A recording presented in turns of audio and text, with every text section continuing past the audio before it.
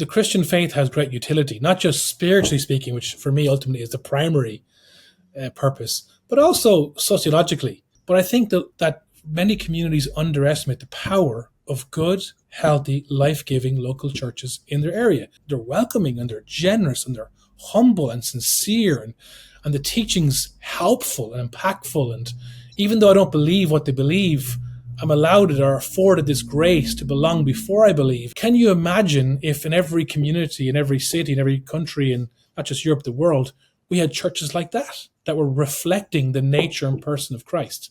What could that do to society? So that's kind of like the vision. It would be like to one day see something like that happen.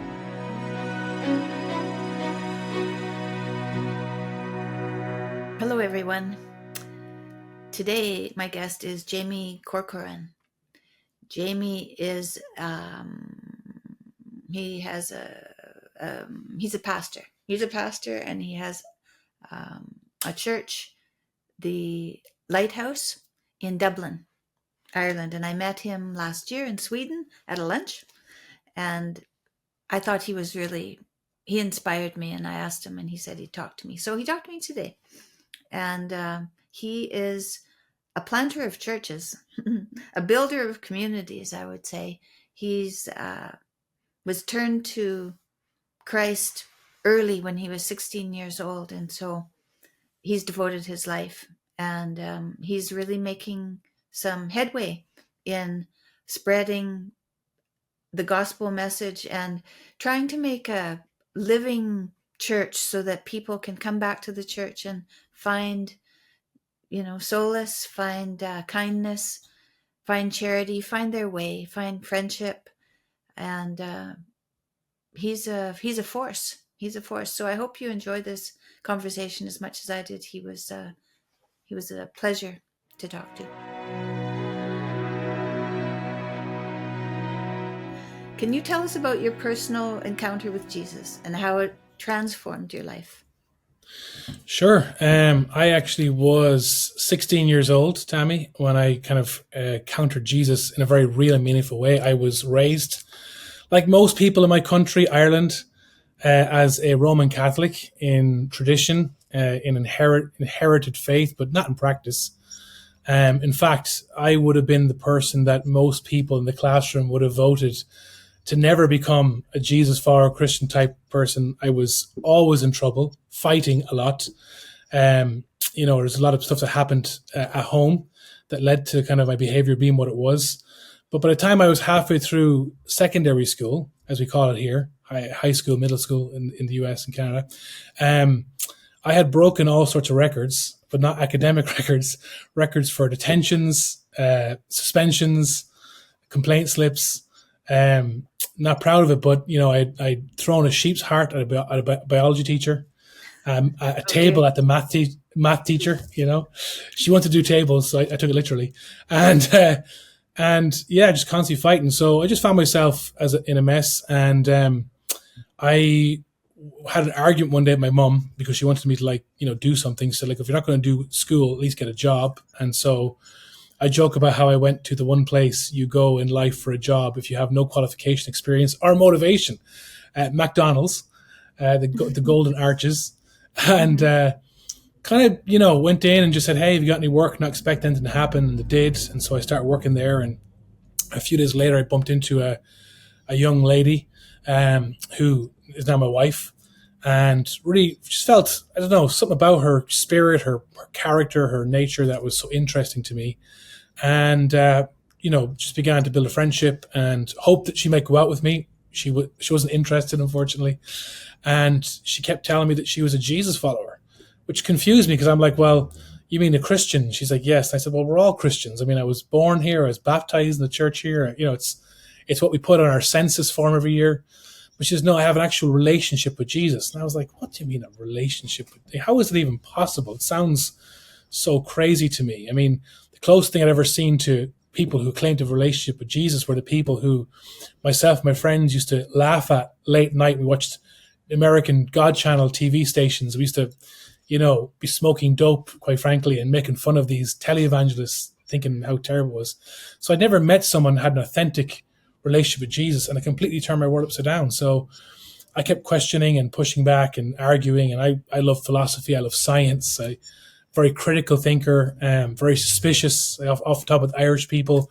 Our spiritual gift is the gift of suspicion. We're suspicious of everyone all the time, and so I was suspicious. And cut a long story short, I played rugby competitively, and we were on a tour in Germany that summer, and she'd given me a Bible.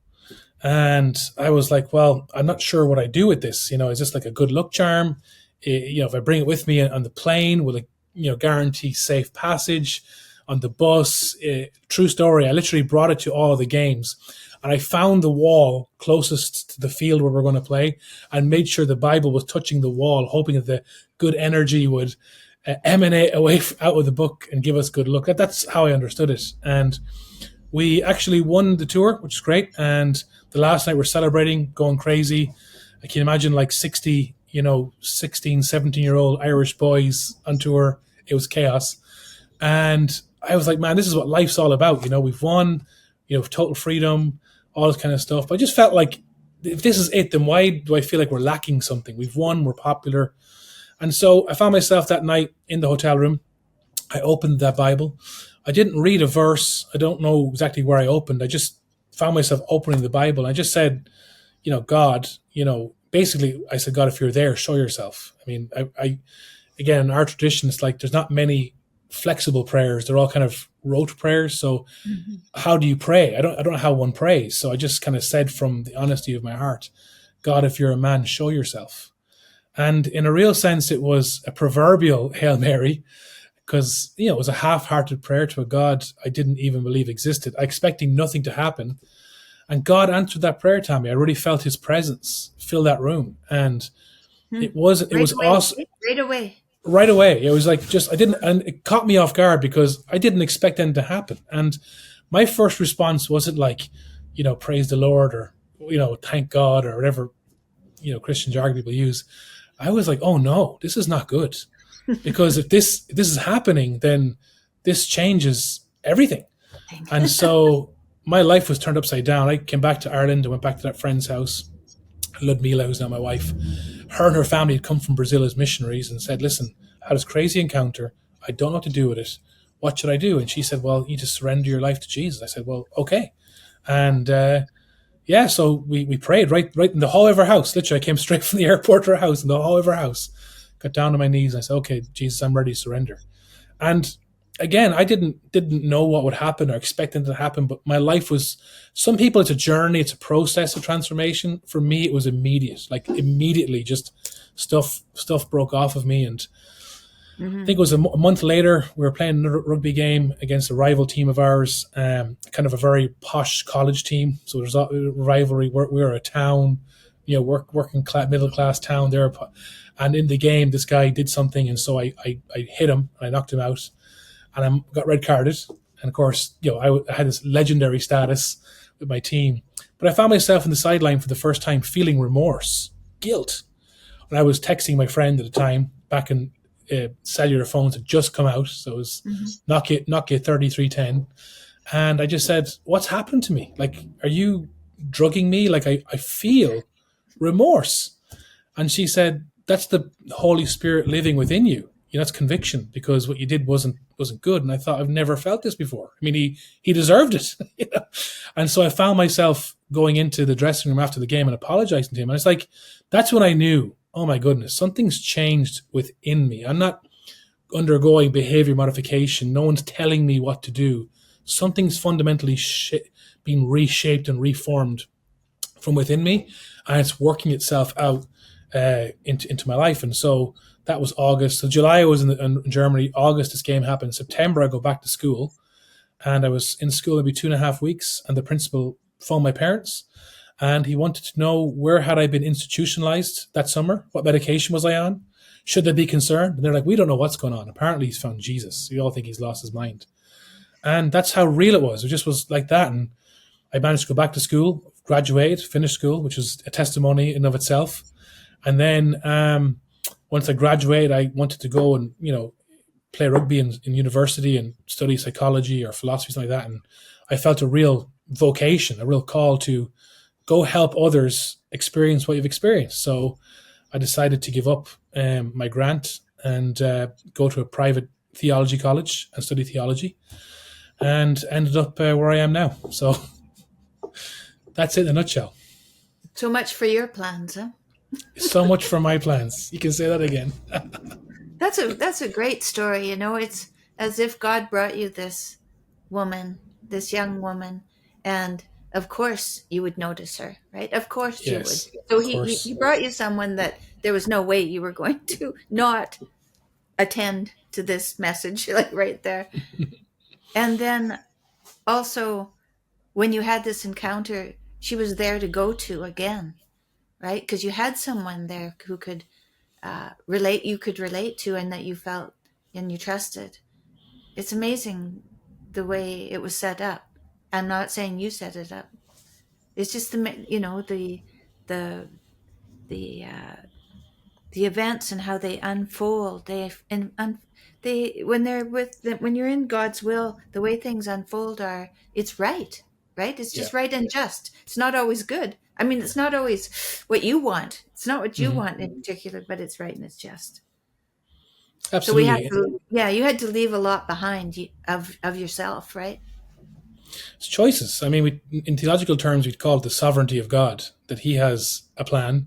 And again, there's a lot of room for debate and conversation, because under the covering of what we call the sovereignty of God, it's like, well, why does God act in certain ways and not act in other ways? Why does he bless and lead and prosper some, others suffer? And that's the mystery of the human experience. But for sure, I think I wouldn't be here talking to you if it wasn't for God's personal revelation to me of his sovereignty, because there's so many things that happened leading up to that, after that I look back now and I go, man, like I just kept trying to be obedient and say yes to the right things. And I didn't have a plan, like you said, but I look back and I see a plan. I see a clear pathway that was marked out that, is very humbling, because why would, I mean, all of us would wrestle with, why would God bother with any of us? We know the true self.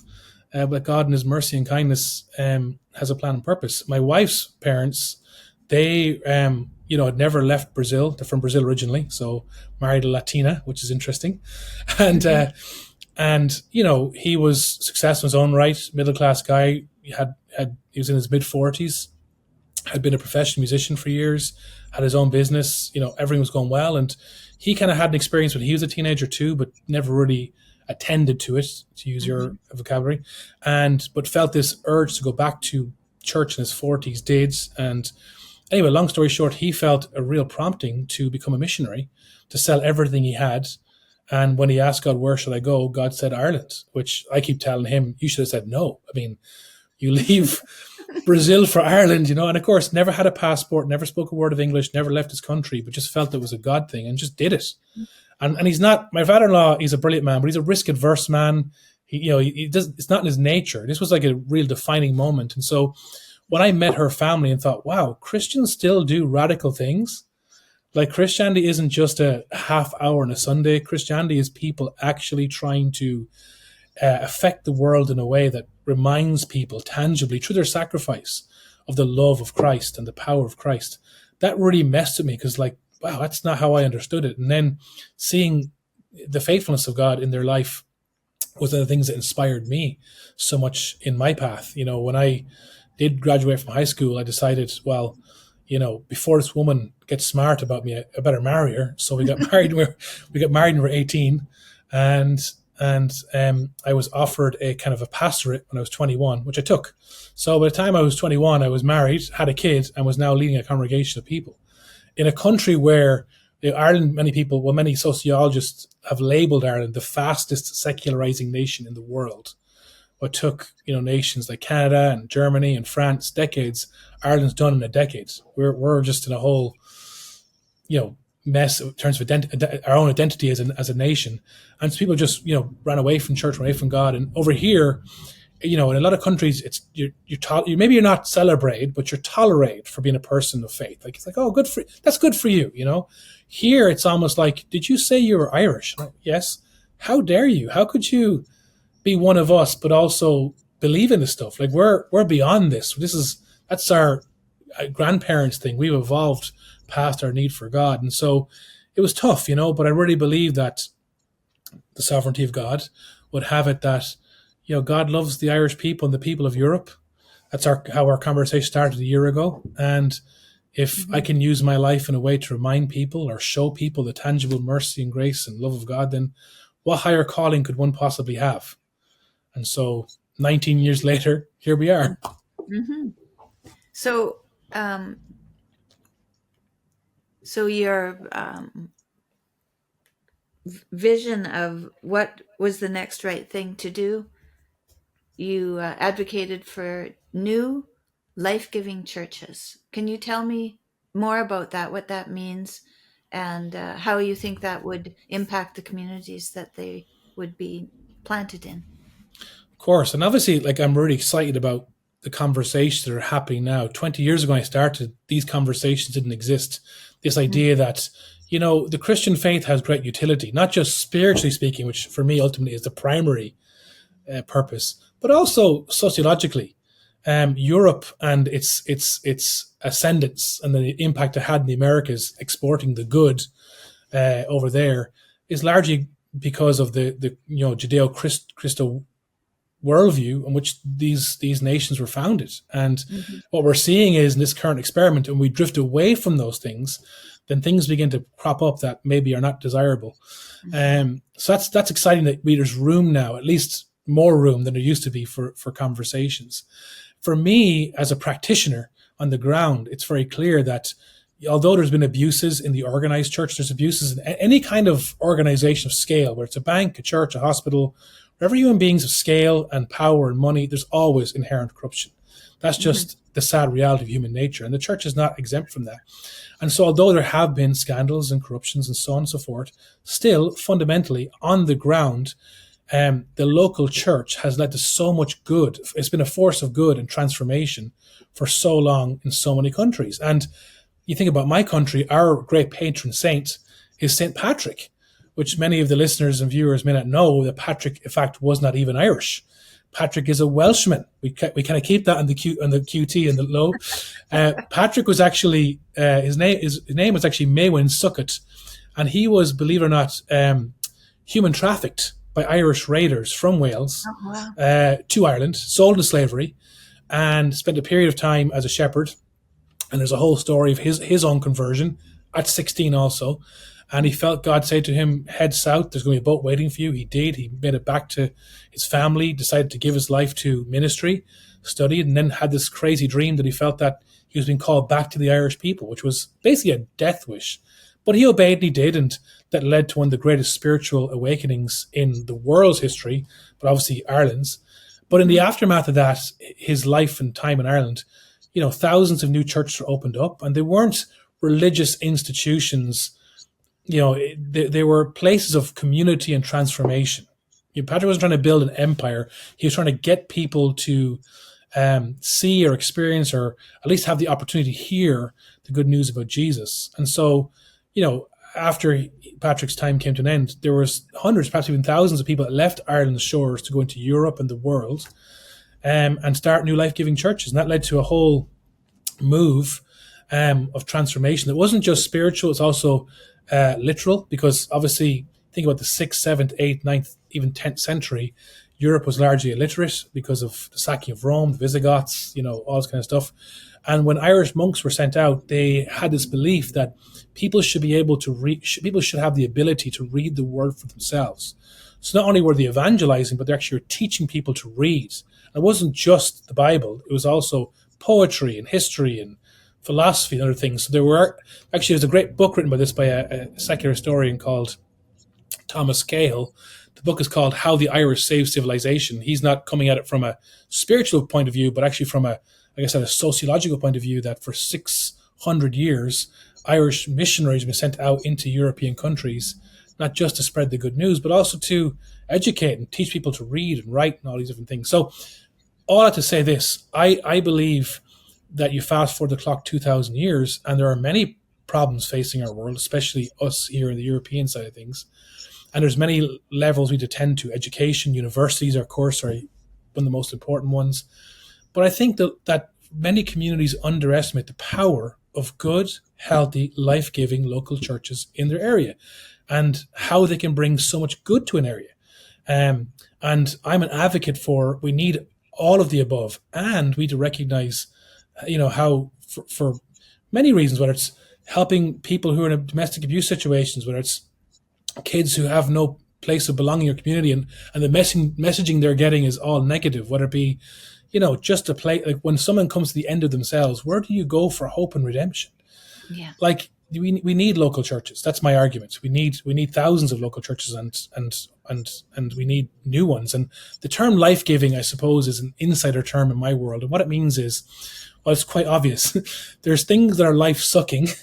I imagine many of people listening today can all attest to, or probably have a story, sadly, of where they went to a church of some kind, and it was a drain, and it was boring, and it was irrelevant, and it was unhelpful, and maybe the people were mean, and maybe the people were stingy, and maybe the preacher was judgmental. All the things that were supposed to be the opposite of, and they go, because of that, I've given up.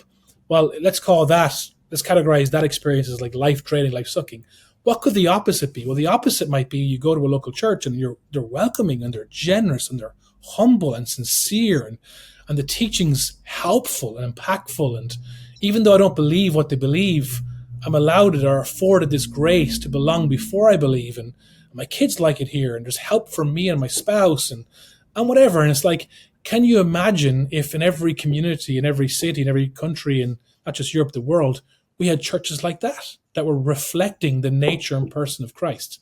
What could that do to society? So that's kind of like the vision. It would be like to one day see something like that happen, perhaps.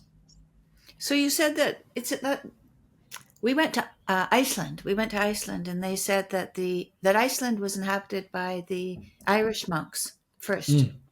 And was that before the Gutenberg press?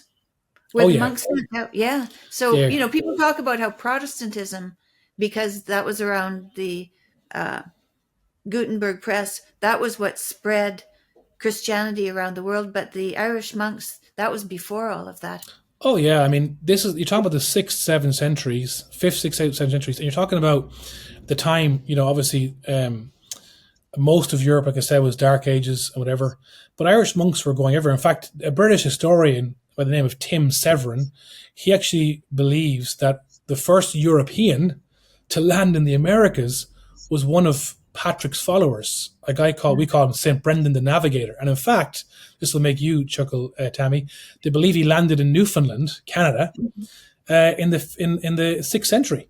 And Tim Severin actually rebuilt his boat and actually did the journey across the Atlantic to prove that it could be done, because there's always been questions around why in native Indian folklore and culture there's Celtic symbols, and they knew the name Jesus before Columbus ever arrived. And the question was, how is that possible? And one plausible reason might be that maybe Irish monks landed in the Americas 1,000 years before.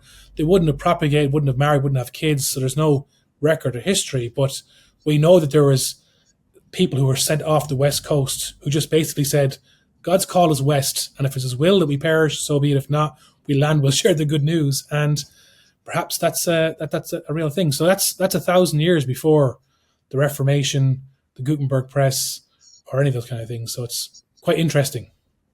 We went to Newfoundland with the late Rex Murphy. Rex Murphy was the journalist in Canada who is, Yes. above and beyond everybody else. He's now passed away, and we miss him. But we went to Newfoundland with him, and he grew up there. And he told us that when anybody would land there in any of the bays, because it's all the bay, the shoreline is just like this, it's not, it's not linear. It's just, and so there's all these little inlets. And when you would land, you weren't allowed actually to land anywhere except for the major port. And so if you landed in one of these things, you wouldn't tell anybody, and you wouldn't go anywhere because it was illegal. So so that's why there's all of these different dialects all around Newfoundland, is because for hundreds of years they just stayed there. They had families, and they had a fishing industry and everything. They had all the infrastructure, but they didn't go anywhere else, and they spoke a specific language and probably had specific faith as well. And it was not outside of that. So when people started to travel, they started to realize that they were just people from all over, and that it must have been confusing, because thinking that you know where you are, and then you find out there's even on this one little island, there's a whole world of people there. Oh yeah, well, there's been loads of like work done on, like, I saw a piece recently, maybe a week ago, of a reporter in the 1960s from our state-controlled television station, RT, went to Newfoundland because their accent is exactly like ours. Right, there you Like, go. Huh? and when I've been to Canada, many times I've been to your great country, had the opportunity to speak there. People, the first time I went there, people kept asking me, "Are you a Newfie?" And I was like, "What is a Newfie? Is it like a sports team?" And someone said, "No, it's a part of Canada where people speak with your accent." I said, "No, I'm from the original island, Ireland. So yeah, so it's an amazing connection." Yeah, well, I'm sure if they got to Iceland, they got to America. Right? They're going to go all the way to Iceland. The problem is we've no evidence, so it's just a matter of conjecture. No. Do you believe? Yeah. But I mean, I think so. I think, like I said, why? I guess it's nothing but faith. But why would God allow them, to not get there? But what we do know is, like, Scotland, the evangelization of Scotland, the famous monastery at Lindisfarne, most of Northumbria, parts of England, Wales, Belgium, France, Germany, Italy, Spain, Denmark. All these countries were incredibly impacted by, and in fact, many European towns, if not most of, I can't say for sure it's all, but most of European towns see that because think about this, before this period in history, most civilizations built their towns on hills, castles for protection, but the monasteries would be founded near a river. And one document talked about people leaving an Irish monastery, and he said every day there was a blacksmith or a scribe.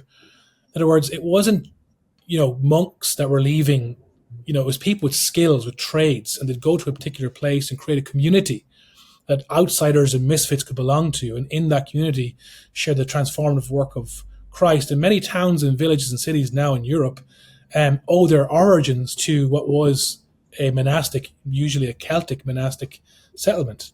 In fact, many of the places in my own country, I don't know if you've ever been to Ireland, Tammy, but if you ever come to Ireland... I have. Oh, you have, sorry. Of course, I saw you guys in Dublin. Forgive me. And I've been to Belfast now, too. Yes, exactly. You were just there a few months ago. I remember that, yeah. But if you pay attention, a lot of places are called like Kildare or Kilkenny or, whatever. And that word kill in the ancient Great Gaelic language means church. So a lot of the major towns actually are called a church. So Kildare is the church of Dara, and so on and so forth. So it isn't just... church, actually, it's towns and communities and civilizations were born out of these little fledgling communities that welcomed people who weren't of the same socio-political, ethnic, or even religious makeup, which is pretty cool. So the monks would have been Catholic monks, those, centuries ago. Well, these monks, because you're talking about the 5th, 6th century, everyone was Catholic because there was no other. There was another church, but they weren't directly under the control of Rome, which caused tension. So there's good and bad in that. The good was a lot more flexible in their approach. So that 300-year period to the 500s, 800s is interesting in terms of Roman. But up until the Reformation, there was one church. So, yes, technically speaking, Catholic. Yeah, and so now you have, I think, 3 churches. Is that how many churches you have? We have 3. You've been planting churches, right? Correct. And are they all in Ireland? We have 3 in Ireland, and then I kind of work on a team in Europe called ARC that tries to coach, support, and where possible fund young couples that want to start new churches across Europe. So with that, we started, I think, 16. And the next 3 years, we're going to start 100 more. And what parts of Europe? Everywhere, because it begins with the couple's passion. So we launched a great young couple into Bucharest, one in Toulouse in France, one's launching in Barcelona, one in Milano in Italy, one's launching in London. So just the couple will come and have a story or a passion for a place. And our thing is that we want to make sure people are, because again, it's not a very popular thing to do, is it? To open a church in Europe, There's all sorts of issues and challenges. So we want to make sure the couple are healthy and doing well, and because it is a vocation, it's not a career step. It's you're giving your life to a community. It probably will take 20 Yes. years before Right. anybody takes you seriously. So we want to train best we can. The world is a lot more complex now, regulations, and if you start a church, it isn't just the ability to take care of people or love. You got to be able to run accounts and balance budgets and file tax stuff and so much government regulation, and you have to be able to do all these things well if you're going to be successful in the modern day. So we want to be a support thing that champions them and supports them and is there for them and helps guide them in best practices. But of the 17 we started, they're all flourishing. They're all doing really well. Thank God. Wow, And it's just 17. amazing. Yeah, it's amazing. That's great. That's great. Yeah, absolutely. In Your work July, will be done. exactly. Well, let's say so. In July, I got to visit a lot of them and go to their cities and see what they're doing. Nice. Again, it won't make headlines because headlines only want negative. But like Yeah, the that's positive stories of real people whose lives are being transformed, marriages being restored or saved, people who are suicidal or give up hope, or even just the general pervasive meanness that's created by such a superficial culture of selfishness, that being turned on its head to go, no, how about kindness and generosity and grace and to meet people in these countries and to see the effect of the young church are having. It's like, that's what it's all about. And if we could multiply that, can you imagine what might happen? So what denomination are these churches? Whatever denomination they want to be. So ARCA is non-denomination. So whatever, if you come as a Baptist church, we launched Baptist church. If you're independent, again, the reality is more than likely 300 or 400 years from now, if the world still exists, these names and denominations and they won't be here. Matter. They won't matter. What matters is that in our day we perpetuate the legacy of God's kindness to the world when it desperately needs it, and that story continues. And so we're not really it's about the kingdom of God. That's the name. That's the logo. Whatever stream, as long as it's the kingdom of God, we're behind it. And so, yeah, we got all sorts and types, which is great.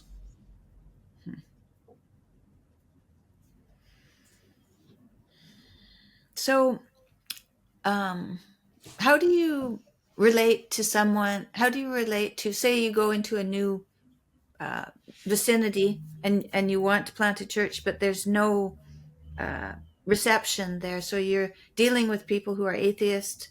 You're dealing with maybe even, anti-Christian viewpoints. How do you deal with all of that? Well, it's a spectrum, okay? And so on one end of the spectrum, at the end of the day, people can't argue with action. So when you posture yourself as a servant and you go into love and fill a need, people know, people have this, I think people are smarter than people give themselves credit for. And people can discern. Of course, we've all been betrayed. We've all been caught off guard once or twice. That happens. But in general, people can sense when someone's motive is sincere. And so when you go into a place, you go, hey, I love this place. That's why we said the cities these couples go to is a city that they choose because they love that city or they love that country and they want to make a difference. So people can tell very quickly whether it's a block or a neighborhood or a town. Man, you guys really are living beyond yourself for something greater. So love and action, I think, is very important. Practical acts of kindness, whatever that may look like, given the need. All the way to the other end of the spectrum, which is conversation. I think a lot of people in the world don't really know what they believe. They know what they've been told to believe. It's just a cultural worldview, and as we can see happening at the highest levels with Dawkins and others, there's a whole conversation about for years we said this, but maybe we don't really know what we mean when we say this. We use words like atheist, what that actually means. I think a lot more people are open to faith in God.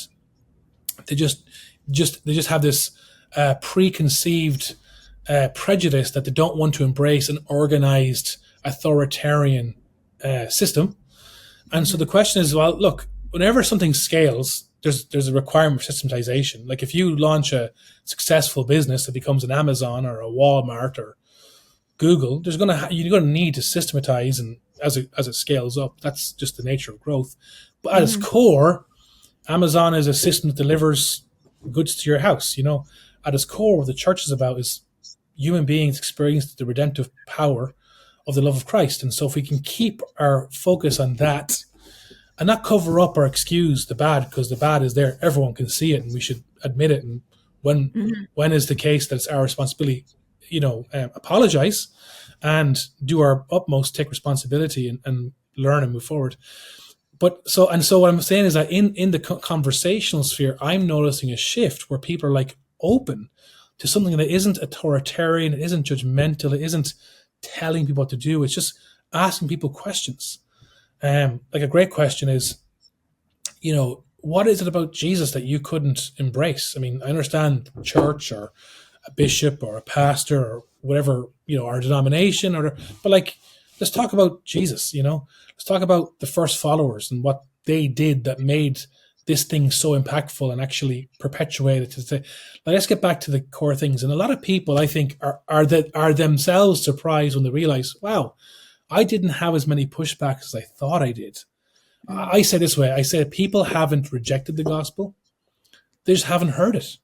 They have a version of what they think the gospel or church is that oftentimes when you engage in a conversation, like, well, that's not really important. That may have happened. They're not justifying, but actually that's not really what this is about. When you get to the heart of it, they go, wow, I never realized that. So I think to answer your question in short, I think there's generally pushback and a general sentiment of, we don't want this, or we're not interested, or we're against this. But when that popular level becomes a personal conversation, relationship, we find that people are very open. And not everyone accepts it, everyone wants it. That's fair enough. That's part of the process. I often tell my friends here, like, we would say that we're one of the most educated, youngest, globalized cultures in the world. That is the Irish. We would say we're open-minded. We would say we want to be a bastion of liberalism, classical liberalism in one sense. So why are you open-minded to everything except God? Like, why is there a deceived thing? So I asked them, would you be willing to be open-minded about this too, at least have a conversation and go on a journey? And for those that are, it's amazing to see what happens. So, and again, one last thought on that. I think as well, generationally, there's some great research coming out of the US that's saying now that with Gen Z in particular, it was an article I saw in the New York Times actually, male Gen Zs are actually statistically more likely to attend church regularly than any other generation before them. So that's a left field phenomenon. There's something, a hunger in this new generation, especially men, to go, we need to get back to something. We need to ground ourselves. There's something missing fundamentally, and we're open-minded enough to go, yes, we'll try different things, but why not try this too? And so I think that's a very exciting possibility that we, in our world, need to be ready to take advantage of and encourage people. I was in church yesterday at noon, which is, there's not very many people. There's just people who are coming for mass. And so it's usually, and if you get there early, you pray the rosary for half an hour, and so it's only really people who are really, they just want to be there with Jesus. That's what they're doing. They're just being there with Jesus. And, through the mass, at one point in the mass, you look around to everybody and offer peace, Oh, of course, and I turned around and there's this young man. It's noon. And there's this very young man standing behind me. And I think, yep, there he is. There are the men. The men are coming back to the church. And they've left the universities. The women have filled the universities. So they've left the universities and they've gone back to the church. Yeah. So I think that's very, very exciting. It was very, when you said that when you first began, you had this Bible and you just carried it around with you. So you were just thinking, maybe there's something here, just maybe, but that was the willingness, right? That it was even that much willingness is enough. Yep. God can squeak through, just like all you got to do is just open your mind for a second, really. Yeah.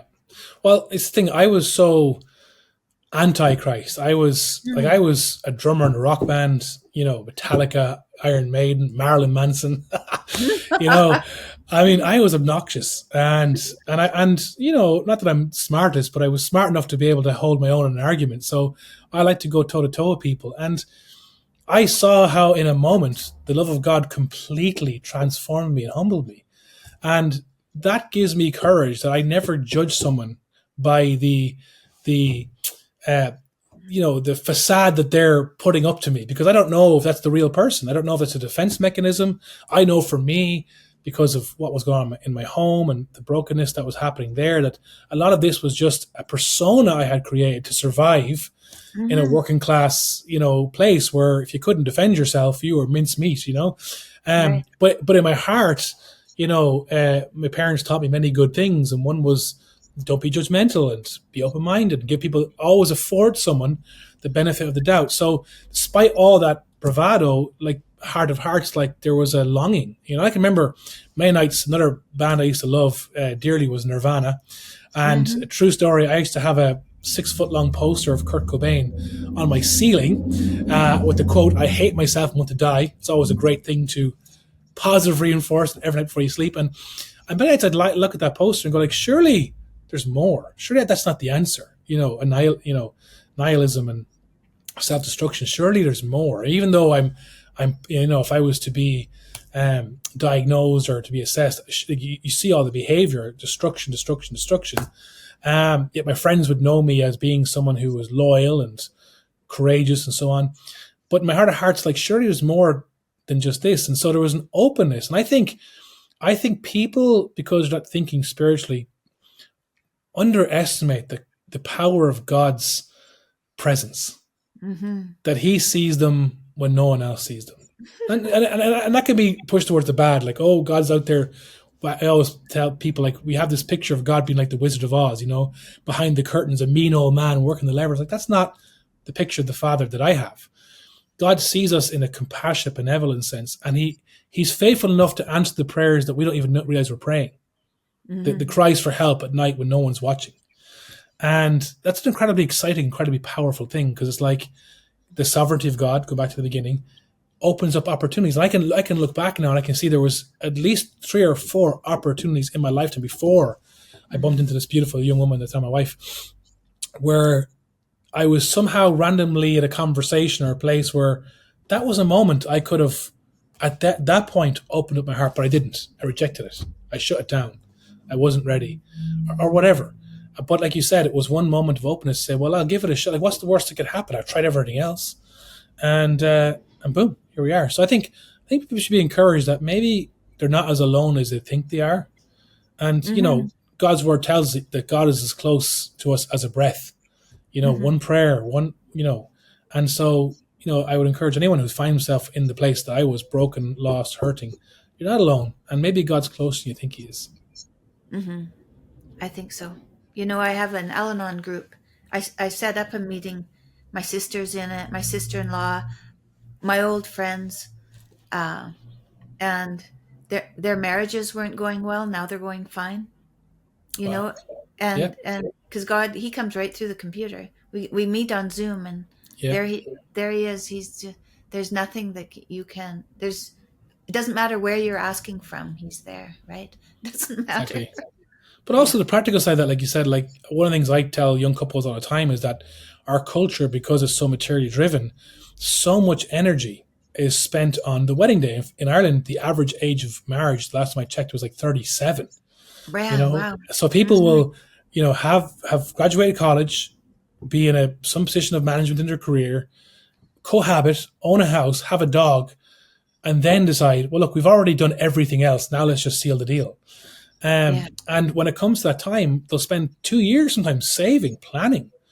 And I always said to them, okay, you spent all this time planning the wedding, but how much energy or effort have you put into the marriage? The actual thing that this day is supposed to celebrate? And the answer is none. And again, where does one go in society to to be trained up in how to do marriage or parenting? So in our churches, we talk about being helpful and relevant. We do a lot of teaching and training in terms of marriage, communication, conflict resolution.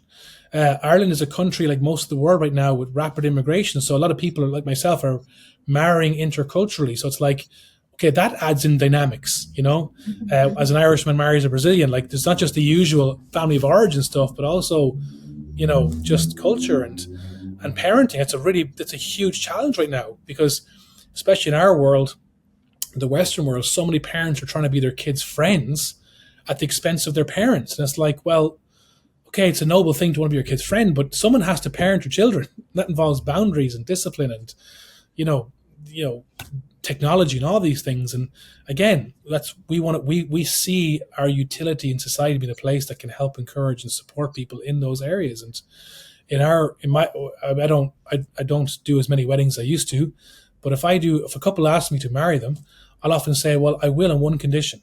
I don't personally take money for it, but I will say this: I do want you to do a pre-marriage course, 6 weeks, because I want to know that if I've helped officiate this, that I've put something into the foundation that will equip you, because there will be difficult days. There will be days when you will argue and you'll disagree and you'll sleep at opposite ends of the bed or one on the couch, and babies will come, and that brings its own tension, difficulty. We have 4 boys, so we know we've been through that. Oldest is 17, so I've got a 17-year-old, 3-year-old, so there was no plan, Tammy. But so I found myself with a toddler and with a teenager, which is interesting, and 2 in the middle. And it's like, nothing can prepare you for this, but there are things that can help you, and we want to be a force of good in society that can help people just do family. Because if you want to be a great accountant, you can go, like you said, do a course. If you want to become a great sports person, you can join a club. If you want to, anything you want to do in life, there's so much resource. But when it comes to the basic things of how to be a good spouse, how to be a good parent, it blows my mind that there's so little out there to help people, other than when things go wrong. Well, of course, then there's professional services like counselors and psychologists and so on and so forth, which thank God there are. But how about the preparatory side of this? And so I think it's really fascinating that you say that, you're doing something, and even having conversations and so on helps improve the quality of the marriages of those you love and are near and dear to you. Yeah. Well, really what these women needed, I think, was a place they could talk about what they wanted to speak about without being judged. But there had to be someone there who was listening. It's not just a thought. You can't just think these things through. You got to share it with someone else. And as soon as you share it with someone else, kind of what you said can reflect back on you, and you can see it in more of an objective way. And that's the community of the church, right? When you go there, then you're not alone. And I wonder, I know that the birth control pill has a lot to do with why people are putting off having babies, because they can. And having that much of a choice, what a disaster that is. Because you shouldn't even be making that kind of choice. It's too much for any of us to make that choice. Deciding when you're going to have children and when you're not going to, it's like, wow, that's not a human. It's not humanly possible to do that. So, technology has taken us in places that are so foreign that I think that the church and the Bible and Jesus are, they're always important, but they're very, very important right now. Yeah, and imagine that's, we wonder why anxiety levels are through the roof. I mean, like you said, if you're trying to figure out your life as a young woman and the responsibility of planning family, not that I'm against it, but just it adds so much complexity. Whereas you kind of have a baby, it's kind of like, well, okay, let's just, people always ask me, when's a good time to have a baby? And I say, whenever you have one, because it's going to change your life, whether you like it or not. I think as well, something that I'm kind of vocal about is, and this applies to, I think, mothering, but also for the church, we need to tell a better story. It's for too long, we've allowed this subtle, unspoken, but very real lie that being a mother is somehow second rate to being X, Y, and Z. And it's like, no, we need to tell a better story of how incredibly important mothering is. It is the most important job in the world. The family anchor is the mother. And, Irish culture has always been different in that we're a matriarchal society, whereas a lot of cultures have been patriarchal. Ireland's been always predominantly matriarchal, and there's always challenges there. But the good thing is that, our ancient Celtic laws called the Brehon laws afforded women rights. You're talking 2,000 years before the suffragette movement. Like a woman under Irish ancient law could divorce her husband. I believe it was for something like 12 reasons, which included if he developed bad breath, if he grew a belly, you know, and it's like, you know, it's just fascinating. It's like, you know, we value this function, this position, this part of our community, and we celebrate and we want to protect it. And we also want to empower. And I think a lot of times in the Western world, you know, I know going through this with my own family when we were making plans. My wife has her own skills and she's quite creative and arty and so on. And I said, what do you want to be? Like, what's your dream? What do you want to be in life? She's like, well, I want to be a mother. I'm like, that's great. She's like, yeah, but it's not enough. I need to, you know, and I said, no, I think it's a wonderful thing that your ambition is to be a great mother, you know, and I'm sure there have been many times over the last 17 years raising those kids, she's doubted that calling, but like, it's almost like that's somehow a second-rate thing. I think that's wrong. I think we need to celebrate that. And I think as well, you know, legislatively, I think one of the things we've done well in our country is Ireland's also been a very pro-family country. So there's incredible benefits for raising families here. There's all sorts what kind of benefits? Could you describe them? Like there's really generous paternal leave, maternal leave, you know, guaranteed job, all sorts of subsidiaries, child benefits. Like you're rewarded in a sense for having a family in our country. I think it's very good, you know. Have you looked at the Hungarian family policies? No, I haven't. Because they have a tax system that they've changed so that when people are married and they have a baby, the mother ends up paying a quarter less income tax for the rest of her life. Up to when it's 4 kids and they're trying to, I think, change it to 3 kids, she won't pay income tax for the rest of her life. So it makes it more affordable for the family because she ends up making more money and the money all goes into the bank rather than giving it back to the government. So, and that's just a small bit of the policies, but they have lowered the abortion rate, they've lowered the divorce rate, and they've brought up the birth rate some. That's the hardest thing to do is to bring up the birth rate. But those other 2, abortion, and with no compulsion, they've lowered abortion and divorce. Yeah, crazy. I think last time I checked, I don't know if this data is still accurate, we had the highest birth rate in Europe, which was a very promising thing. Yeah, and our government are trying to set up because it makes sense. You know, you want to perpetuate your culture and your civilization. You need to birth babies, and so that's right. I mean, we like to criticize our governments a lot, but we're very slow sometimes to give them the credit they're due. And I just think it's a good thing that over here they're trying to reward people, especially mothers and fathers. There's generous paternal leave benefit, but for having babies, I think it's a great thing. You know, I think mothers everywhere should be celebrated. You know, it's a great, it's the highest of callings. Yeah. Well, I remember when my mom passed away and my daughter was ill, I used to pray to my mother, and I've learned that I was praying to what was best of my mother, right? I was praying to Mother Mary to bring Jesus and help. I needed help. But I didn't know that at the time. It just was because I wasn't schooled in religious learning. I just prayed to my mother. And so if people think that being a mother is not worthy, they have to think more deeply about what is a mother, you know, what is a mother? And if Mother Mary is the best part of a woman, and Mother Mary is a woman with a baby, that's what Mother Mary is. And that's the best part of being a woman. Absolutely. It doesn't mean it's all it is, but it's the best part. Absolutely. I just think we need to tell a better story and celebrate that. Yeah, right. Yeah, absolutely. And far and wide, right? So you also have something called Empowered 21. Can you tell me a little bit about what Empowered 21 is? So Empowered 21 is, I get the opportunity to serve a number of boards and different organizations. Empowered 21 is a worldwide movement. I serve on the European board. So within the kind of different denominations of church, yourself, Roman Catholic, there's like Pentecostal, you know, Baptist, Presbyterian, all different types. So Pentecostal church is the kind of branch church I came out of and kind of I belong to. And so they have a global initiative called Empowered 21, trying to basically mobilize the global church back to mission. You know, because again, it's so different as you travel to different parts of the world, second world, third world, developing world, and so on.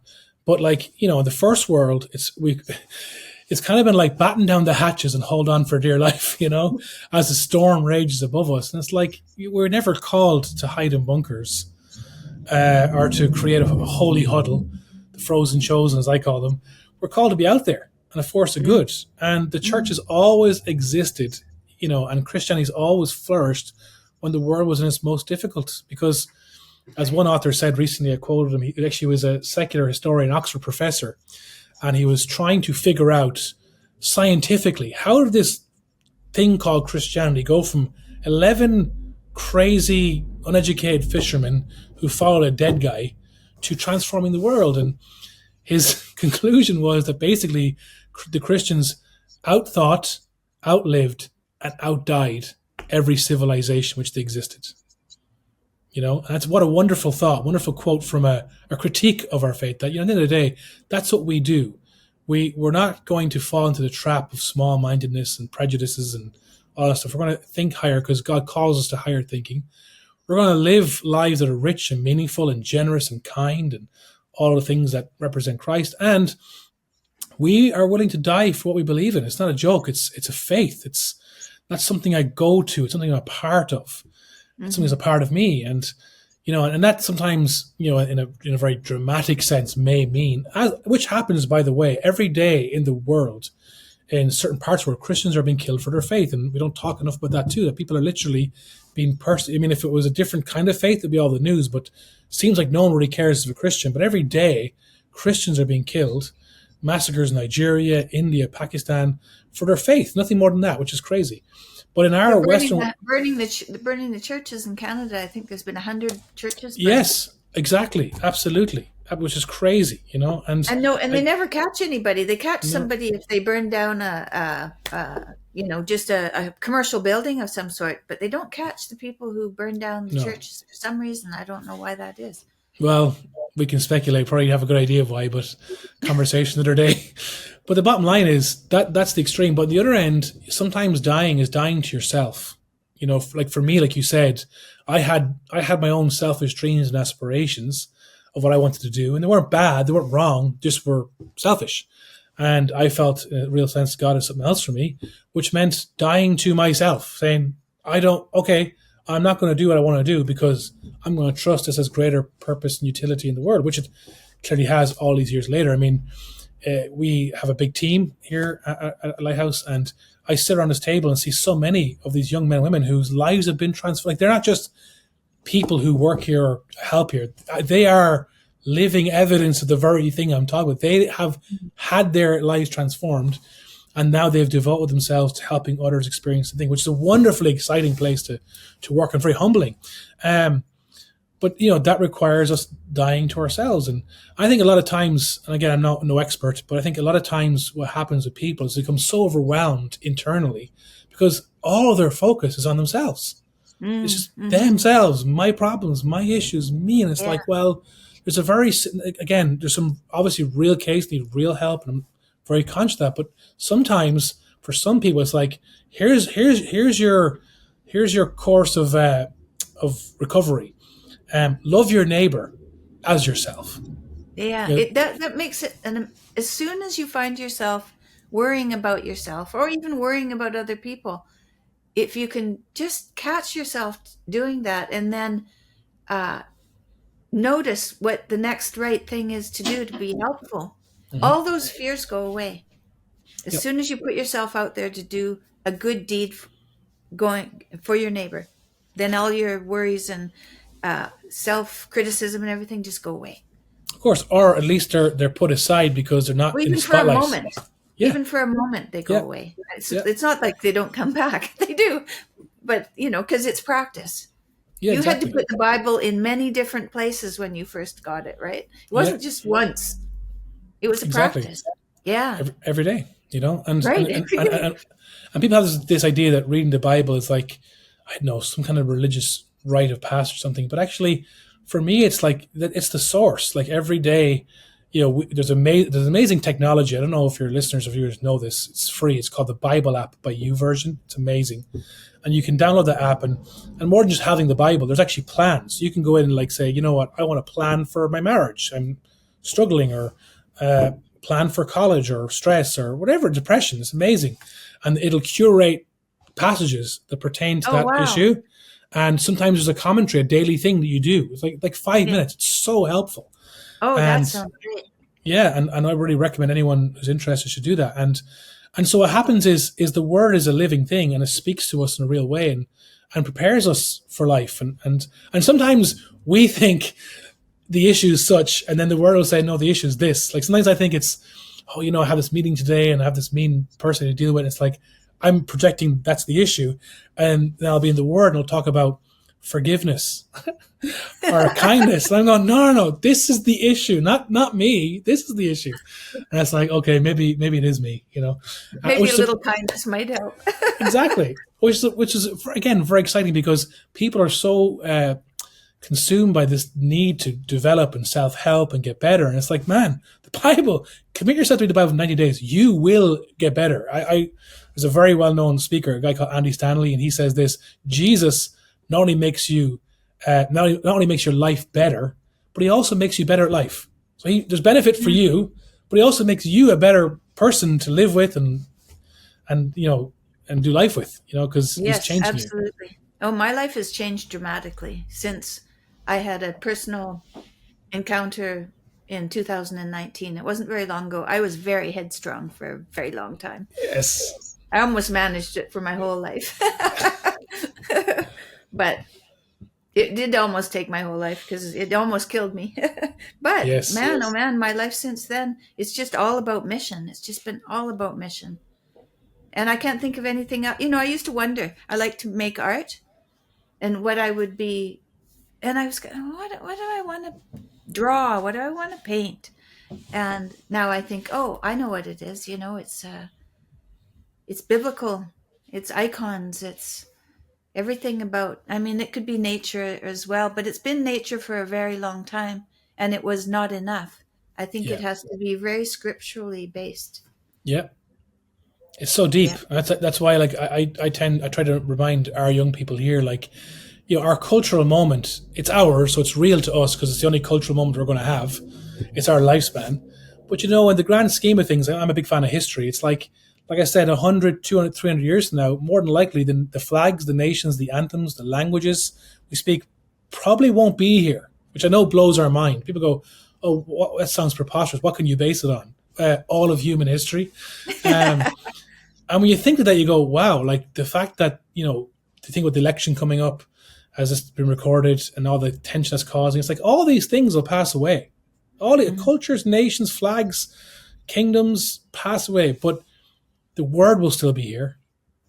The gospel will still be here, and God will still be here. That's what's been passed down to us, and there's so much depth in that. That's why the greatest stories, the greatest Hollywood movies are always a shadow reflection of the gospel story. They always come back to someone laying down there. There's no greater love as no man than this. He lay down his life for another. It's like this always comes back to this core story, the ultimate story, the story of Jesus. And I think there's something happening. Like I know, I really was so thrilled with your story, Tammy, because obviously we respect and appreciate you and Jordan so much and pray for you often. That's how this conversation started a year ago in Sweden. And it's wonderful because, again, that's, in my opinion, that's the sovereignty of God. God's working and he's trying to, create messaging and clarity in a world of so much chaos and confusion where everyone's just, destroying themselves, that there is a better way, and I'll never forget as an Irishman, like in our country, which, like I said, many sociologists label the fastest secularizing nation in the world, which I'm not sure how they even quantify that, but nonetheless, that's the label. And I know that church attendance is way down to like 10%, and the average age in denominational churches is over 65, and so on and so forth. So what we're doing is very unique and very different. But I remember going to the arena in Dublin where Jordan was speaking, and sitting there with 10,000 young people. And I've watched him 2 times he came here, but the second time you were there and you did the Q&A thing, and he was referencing Bible verses and talking about taking responsibility. And I was there thinking, I was on the maybe second row back thinking, man, people are hungry. There's a hunger, there's a need for these conversations, and we're not allowed to have them on mainstream media because they're shut down. We're not allowed to have them in universities, believe it or not, which blows my mind, because when I was in university, it was all about objective thinking and critiquing and debating and Very sad. concluding.